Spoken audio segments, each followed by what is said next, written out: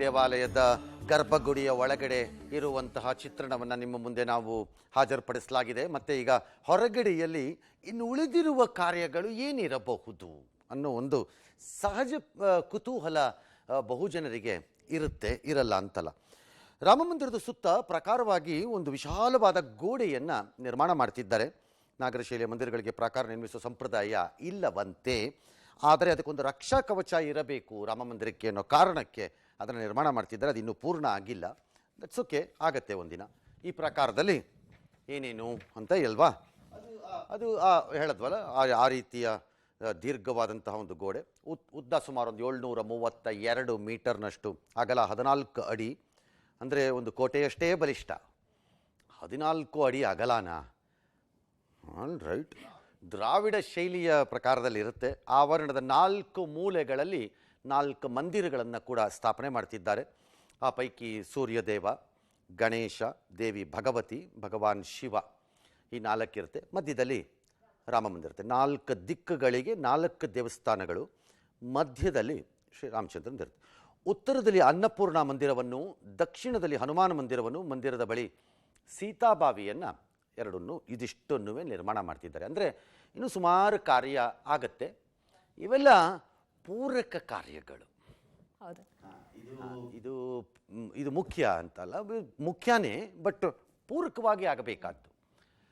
ಅದು ಆಗುತ್ತೆ. ಇನ್ನೊಂದು ವರ್ಷನೋ 2 ವರ್ಷನೋ 3 ವರ್ಷನೋ ಆಗುತ್ತೆ. ಕಾದ್ರು ಅದನ್ನು ಕಾಯ್ತಾರೆ. ನೋಡೋಣ. ಭಾರತ ಇವತ್ತು ಸಾಗುತ್ತಾ ಇರೋ ದಾರಿ ನೋಡಿದ್ರೆ ಮುಂದೆ ಆಗತ್ತೆ ಅಂತ ಹೇಗೆ ಹೇಳ್ತೀರಿ ಸರ್? ಈಗ ಚುರುಕು ಪಡ್ಕೊಂಡಿದೆ, ಅದು ಕಂಟಿನ್ಯೂ ಆಗಲೇಬೇಕಲ್ಲ ಸರ್. ಮುಂದೆ ದೇಶದ ಪರಿಸ್ಥಿತಿ ಹೇಗಿರುತ್ತೋ ಏನೋ ಮಾಡ್ತಾರೆ ಸರ್. ಜನ ಮಾಡುವ ನಿರ್ಧಾರದಿಂದನೇ ಅವ ನಿರ್ಧಾರ ಆಗೋದು. ಅದಕ್ಕೆ ಹೇಳಿದ್ದು ನಾನು, ಅದನ್ನು ಗೊತ್ತಿಲ್ಲ.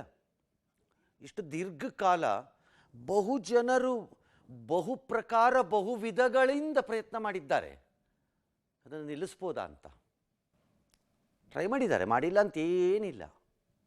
ಒಂದು ಒಳ್ಳೆ ಕಾರ್ಯನೂ ನಿಲ್ಲಿಸಬಹುದಾ ಅಂತ ಆಲೋಚನೆ ಮಾಡೋ ಮನಸ್ಥಿತಿ. ನಿಮಗೆ ಒಳ್ಳೇದಿರ್ಬೋದು, ಇನ್ನೊಬ್ರಿಗೆ ಅದು ಕೆಟ್ಟದಿದ್ರೆ ನಿಮಗೂ ಒಳ್ಳೇದಿರ್ಬೋದು, ಇನ್ನೊಬ್ಬರಿಗೆ ಕೆಟ್ಟದಾಗ. ಇವತ್ತು ಕೆಲವರು ಯಾರ್ಯಾರು ಹಾಕ್ಕೊಂಡಿದ್ದಾರಂತೆ, ಮಸೀದಿ ಕೆಡವಿ ಮಂದಿರ ಕಟ್ಟಿದ್ದಾರೆ ಅಲ್ಲಿ. ಹೌದು, ಕರೆಕ್ಟದು. ಮಸೀದಿ ಅದು ಹೋಯಿತು, ಮಂದಿರನೇ ಅಲ್ಲಿ ಬಂದಿರೋದು, ಅನುಮಾನನೇ ಇಲ್ಲ. ಆದರೆ ಇವತ್ತು ಹಾಕ್ಕೊಳ್ತಿರೋರು ಒಂದು ಪ್ರಶ್ನೆಯನ್ನು ನಾನು ಒಂದೇ ಒಂದು ಪ್ರಶ್ನೆ ಕೇಳ್ತೀನಿ, ಭಾಳ ಪ್ರಾಕ್ಟಿಕಲಿ ಹೇಳ್ತಿದ್ದೀನಿ. ನಿಮ್ಮ ಅವಧಿಯ ದೋಷದಿಂದಾಗಿರುವ ಮಂದಿರ ಅಲ್ಲ ಅದು.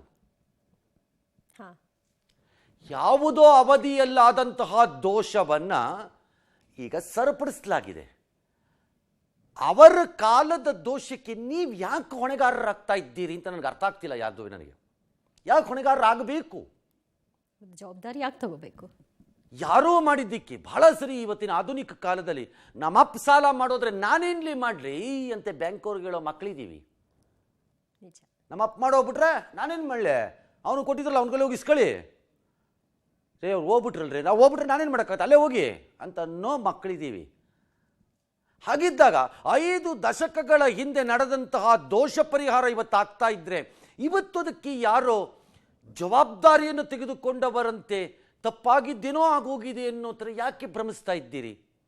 ನಿಮ್ಮ ಸಮಯದ ದೋಷವಲ್ವಲ್ಲ ಅದು. ಅದಕ್ಕೆ ನೀವು ಯಾಕೆ ಉತ್ತರದಾಯಿತ್ವ ಆಗ್ತಾ ಇದ್ದೀರಿ ನನಗೆ ಅರ್ಥ ಆಗ್ತಿಲ್ಲ. ಇಲ್ಲಿ ಯಾಕಾಗಬೇಕು? All right, ಮುಂದಕ್ಕೋಣ.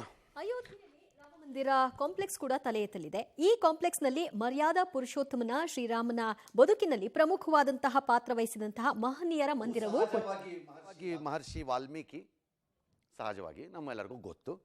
ಮಹರ್ಷಿ ವಶಿಷ್ಠರು ಮತ್ತು ಮಹರ್ಷಿ ವಿಶ್ವಾಮಿತ್ರ, ಮಹರ್ಷಿ ಅಗಸ್ತ್ಯರು, ನಿಷಧ ರಾಜ ಹಾಗೂ ಶಬರಿ, ಅಹಲ್ಯ ಮಾತೆ, ಜಟಾಯು ಮಂದಿರ ನೈಋತ್ಯ ಭಾಗದಲ್ಲಿ, ಇದಿಷ್ಟನ್ನು ಕೂಡ ಅಲ್ಲಿ ಅಳವಡಿಸಿಕೊಳ್ಳುತ್ತಾರೆ.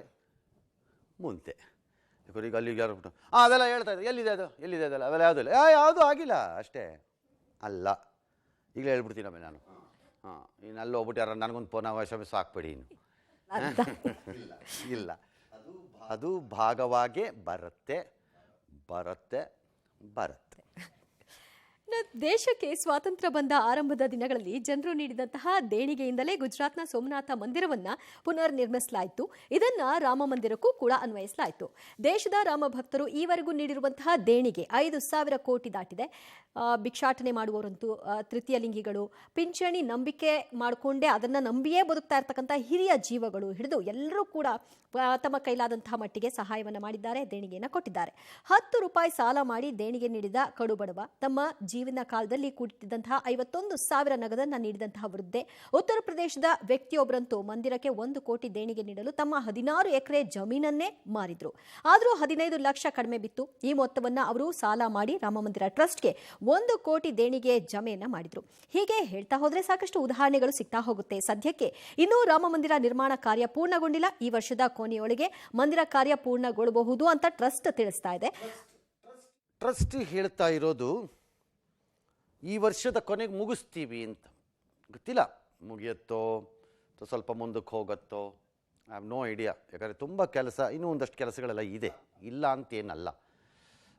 ಯಾವಾಗಲೂ ಅಷ್ಟೇ ಅಲ್ವಾ, ನಾವು ಮನೆ ಕಟ್ಟೋ ಟೈಮಲ್ಲಿ ಶೆಲ್ ರೆಡಿ ಆಗಿಬಿಡುತ್ತೆ.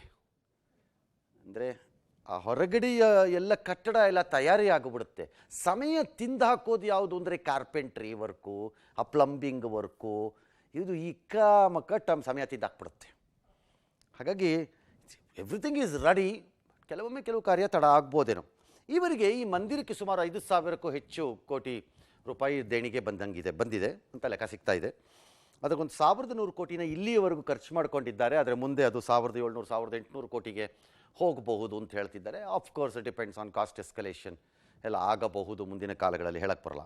ಆದರೆ ಇದರಲ್ಲಿ ಸದ್ಯಕ್ಕೆ ವಿದೇಶಿ ದೇಣಿಗೆ ಇಲ್ಲ ಇದರಲ್ಲಿ ಈಗ.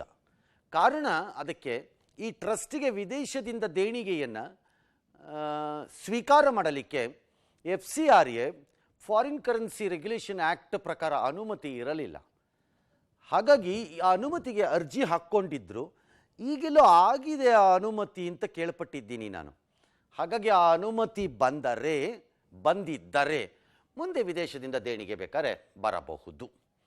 ಬರೋದು ಬಿಡೋದು ಅವ್ರವ್ರಿಗೆ ಬಿಟ್ಟಿದ್ದು, ಕೊಡೋದು ಬಿಡೋದು ಅವ್ರಿಗೆ ಬಿಟ್ಟಿದ್ದು. ಬಟ್ ಬರ್ಬೋದು, ಬರ್ದೇನೂ ಇರ್ಬೋದು. ಬಟ್ ಬರಲೇಬೇಕು ಅಂತೇನಿಲ್ಲ. ಯಾಕಂದರೆ ಇಲ್ಲಿರೋದೇ ಸಾಕಿದೆ.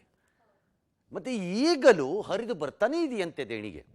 ಟ್ರಸ್ಟಿನ ಕೋಶಾಧಿಕಾರಿಗಳು ಹೇಳ್ತಾ ಇದ್ರು, ಈಗಲೂ ಹರಿದು ಬರ್ತಾನೇ ಇದೆ ದುಡ್ಡಿಂದೆಲ್ಲ ಪ್ರಶ್ನೆ ಅಲ್ಲವೇ ಅಲ್ಲ ಇದೆಲ್ಲ ಅಂತ. ಹಾಗಾಗಿ